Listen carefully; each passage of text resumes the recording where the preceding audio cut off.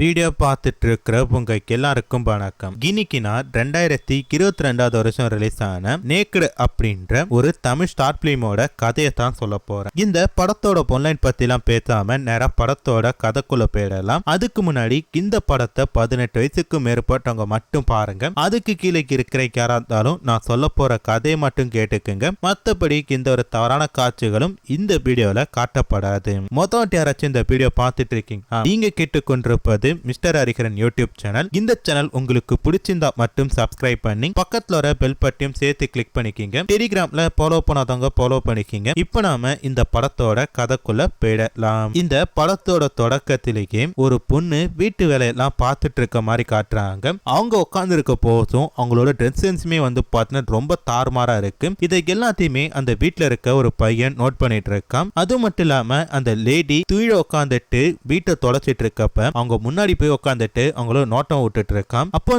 பார்த்த அந்த லேடி அவனை பார்த்து லைட்டா சிரிக்கிறாங்க. இப்ப அப்படியே கட் பண்ணா அந்த பையன் தூக்கத்துல இருந்து கண்ணை முழிக்கிற மாதிரி தெரியுது. என்னன்னு சொல்லி பார்த்தா இது வரைக்குமே அந்த பையன் தூக்கத்துல தான் கனவு கண்டுட்டு இருக்கான். என்னன்னு சொல்லி பார்த்தா இந்த பையன் இந்த வீட்டுல வேலை பாக்குறான். இந்த வீட்டோட ஓனரம்மா வீட்டுல வேலை பாக்குற மாதிரி இவன் நினைச்சு பார்த்துட்டு இருந்திருக்கான். வீட்டோட ஓனரமான கிரண்க்கு என்ன பண்றாங்க, அவங்க ஹஸ்பண்ட் கிட்ட சண்டை போட்டுட்டு இருக்காங்க. என்னன்னு சொல்லி பார்த்தா இவங்க ரெண்டு பேருமே அடிக்கடி வீட்டுல சண்டை போட்டு தான் இருப்பாங்களாம். இப்ப ஏதோ ஒரு புதுசா ஒரு சண்டை அப்படின்ற மாதிரி சொல்லிட்டு இவங்க ரெண்டு பேரும் சண்டை போட்டுட்டு இருக்காங்க. இதை எல்லாத்தையுமே பார்த்தீங்கன்னா அந்த பையன் கிச்சன்ல இருந்து கேட்டுட்டு இருக்கான். அது மட்டும் இல்லாம நான் வீட்டுக்கு இன்னைக்கு லேட்டா தான் வருவேன், ஒரு முக்கியமான மீட்டிங் இருக்கு அப்படின்னு சொல்லிட்டு அந்த ஹஸ்பண்ட் அந்த இடத்தை விட்டு போறாரு. ஆறு போனக்கு அடுத்து கிரண் பார்த்தீங்கன்னா டிவி பார்த்துட்டு இருக்காங்க. அப்படி பார்த்துட்டு இருக்கப்ப அந்த பையன் என்ன பண்றான், மறைஞ்சிருந்து இவங்களே நோட் பண்ணிட்டு இருக்கான். அதுக்கடுத்து இவங்க முன்னாடி போய் உட்காந்துட்டு சில வேலை பண்ணிட்டு இருக்கான். அதுக்கடுத்து கிரண்க்கு என்ன பண்றாங்க, நேரம் அவங்களோட பெட்ரூம் குள்ள போறாங்க. பெட்ரூம் குள்ள போயிட்டு கதவை சாத்திட்டு சுத்தி முத்தி பார்த்துட்டு அவங்களோட புடவையை கைட்டி போட்டுட்டு நேரா டாய்லெட் குள்ள போறாங்க. அங்க போன கடுத்தது கை கால் மூஞ்சிக்கு எல்லாத்தையுமே பார்த்தீங்கன்னா கழுதிட்டு இருக்காங்க.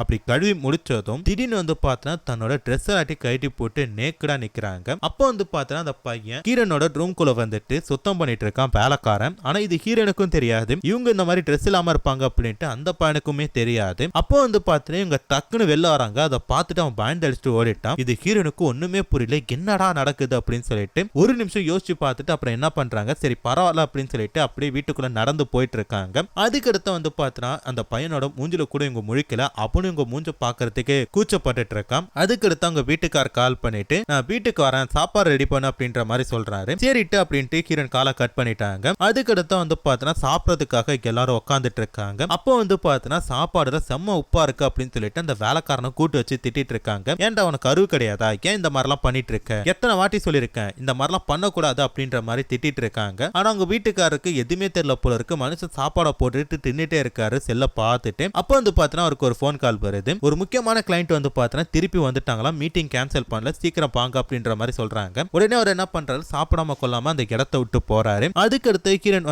பாத்தீங்கன்னா உட்காந்துட்டு இருக்காங்க திருப்பி டிவி பார்த்துட்டு. அப்போ அந்த வேலைக்காரன் மன்னிப்பு கேட்கறான். தெரியுதுல ஏன் இந்த மாதிரி தப்பு பண்ணும், தெரிஞ்சதானே நீ தப்பு பண்ற அப்படின்ற மாதிரி சொல்றாங்க. இதுக்கு மேலாச்சும் சாப்பாட கரெக்டா உப்பு பார்த்து போடு, சும்மா தேவையில்லாத வேலை எல்லாம் பார்த்துட்டு இருக்காது அப்படின்ற மாதிரி சொல்றப்ப இல்லம்மா நான் வேற ஒண்ணுத்துக்காக மன்னிப்பு கேட்டேன் அப்படின்ற மாதிரி சொல்றான். எதுக்கு அப்படின்னு சொல்லி கேட்கிறப்ப இல்லம்மா உங்களை அப்படி பார்த்துட்டேன்ல, அதுதான் மனசு குறுகுறுன்னு இருக்கு, அதுக்கு தான் நீங்க திட்டுறீங்களோ சொல்லிட்டு நான் மன்னிப்பு கேட்க வந்தேன் அப்படின்ற மாதிரி சொல்றப்ப அதெல்லாம் நான் பெருசா எடுத்துக்கல, இனிமேட்டாச்சும் சாப்பாடுல உப்பை கரெக்டா போடு, நான் சொல்லி கொடுத்த மாதிரி சமைக்கணும் புரியுதா அப்படின்றாங்க. இருந்தாலும் அம்மா அப்படின்றப்ப டே போடா அப்படின்ற மாதிரி சொல்லி அனுப்பி விட்டுட்டாங்க. அவனும் பார்த்தீங்கன்னா இதை பெருசா எடுத்துக்காம வீட்டோட வேலையெல்லாம் பார்த்துட்டு இருக்கான். அப்போ பார்த்தீங்கன்னா கிரண் அவன் கிட்ட போயிட்டு பேசிட்டு இருக்காங்க. என்ன சொல்றாங்கன்னா உண்மையா சொல்லு, நீ அப்படி பார்த்தது என்ன நினைச்ச அப்படின்ற மாதிரி கேட்கிறப்ப ஒண்ணு இல்லம்மா என்ன மன்னிச்சிருங்கம்மா நான் தெரியாம பார்த்துட்டம்மா அப்படின்ற மாதிரி அவன் சொல்றான். இங்க பாரு நான் கேட்கறதுக்கு மட்டும் பதில் சொல்லு, என்ன அப்படி பார்த்ததும் நீ என்ன பண்ண அப்படின்ற மாதிரி சொல்றப்ப ஒண்ணு இல்லாம பார்த்தது பகிர் இருந்துச்சு உடனே ஓடி போயிட்டோம் அப்படின்ற மாதிரி சொல்றான். சரி என்னை இதுக்கு முன்னாடி நீ இந்த மாதிரி நினைச்சு பார்த்திருக்கிய அப்படின்னு சொல்லி கேட்கிறப்ப சொல்லுடா இந்த மாதிரி நினைச்சு பார்த்திருக்கிய அப்படின்றப்ப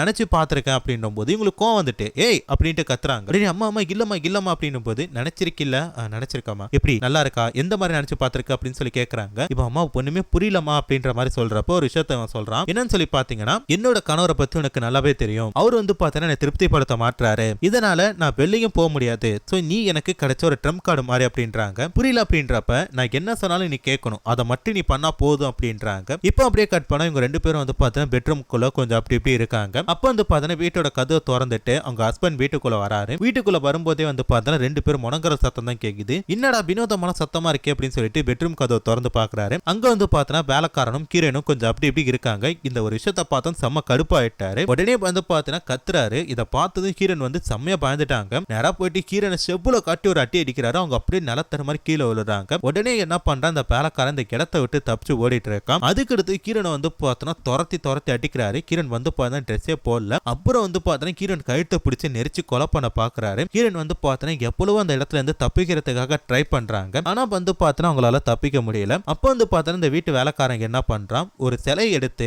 அந்த ஓனர் மண்டையில போங்கி அடிச்சிடறான். அப்போ வந்து பார்த்தோன்னா ஒரு ரத்த வெள்ளத்துல அப்படியே கீழே விழுந்துட்டாரு. இதை பார்த்து கீரன் என்ன சொல்றாங்கன்னா, அட பாவி எதுக்குடா அவனை கொலை பண்ண, எனக்கு தெரியாதுமா, இதை எடுத்து அடிச்சா செத்துருவாங்கன்ட்டு எனக்கு தெரியாதுமா அப்படின்ற மாதிரி சொல்றான். ஐயோ என்ன பண்ற தெரியல, நீ என்ன பண்ற சீக்கிரம் போய் தண்ணியை பிடிச்சிட்டு போ அப்படின்ற மாதிரி சொல்றாங்க. இவனு என்ன பண்றான், ஐயோ தள்ள அடிச்சுட்டே போயிட்டு பாத்ரூம்ல தண்ணி எல்லாம் ஃபில் பண்ணிட்டு இருக்கா. அது ஃபில் ஆகிற கேப்ல இவனு என்ன பண்றான், ட்ரெஸ்ஸை போட்டுட்டு தண்ணி எடுத்து வந்து துடைக்கலாம் அப்படின்னு சொல்லி போறப்ப கிரண் என்ன பண்றாங்க, இருடா இதுல தொடச்ச மாட்டிப்போம், ஒரு நிமிஷம் வெயிட் பண்ணு அப்படின்ற மாதிரி சொல்றாங்க. கிரண் யோசிச்சுட்டே இருக்காங்க, இவன் பதறிட்டே இருக்கான். இவங்க வெயிட் பண்ணுன்றாங்க, இவன் பதறிட்டே இருக்கான். நம்ம பதட்டமா இருக்குமா, பயமா இருக்குமா, ஏதாச்சும் பண்ணுமா, நான் பண்ணிட்டோமா, மன்னிச்சிருமா அப்படின்றப்ப இருடா ஒரு 5 நிமிஷம் போறடா அப்படி இப்படின்னு சொல்லி சுத்திட்டே இருக்கப்ப கரெக்டா காலிங் பெல் சவுண்ட் கேக்குது. இதை பார்த்து தான் ஒரு நிமிஷம் பயந்தே போயிட்டான். அம்மா யாரோ வந்துட்டாங்கம்மா அப்படின்றப்ப போலீஸ் தான் வந்திருக்காங்க அப்படின்னு கிரண் சர்வசாதாரணமா சொல்றாங்க. என்ன சொல்றீங்க அப்படின்னு சொல்லி கேட்கறப்ப, பின்ன என்ன நினைச்சிட்டு இருக்க, நீ என்ன ரேப் பண்ணிட்டு என் புருஷனை கொலை பண்ணிட்ட அப்படிதான் நான் போலீஸ்க்கு கம்ப்ளைண்ட் பண்ணேன், நான் தான் வர சொன்னேன் அப்படின்ற மாதிரி சொல்றாங்க. நீ தண்ணி பிடிக்க போன கேப்ல நான் போலீஸ் கிட்ட போன் பண்ணி இந்த மாதிரி மாட்டி விட்டேன் அப்படின்றாங்க. இது அவனுக்கு ஒண்ணுமே புரியல, ஏன் இப்படி பண்ணீங்க அப்படின்னு சொல்லி கேட்கறப்ப, பின்ன என் புருஷனுக்கு வந்து பார்த்தா ஏகப்பட்ட சொத்து இருக்கு, அவன் செத்ததுக்கு அடுத்தது அந்த சொத்துல இப்ப எனக்கு தான் வரப்போகுது, இவ்வளவு சொத்தையும் வச்சுட்டு நான் உன் கூட இருப்பேன்னு நினைச்சியா,